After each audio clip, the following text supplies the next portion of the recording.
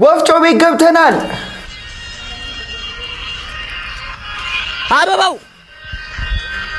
አንተ የጋሽ እንዴ ወይ ምን ትሰራለህ እዚህ?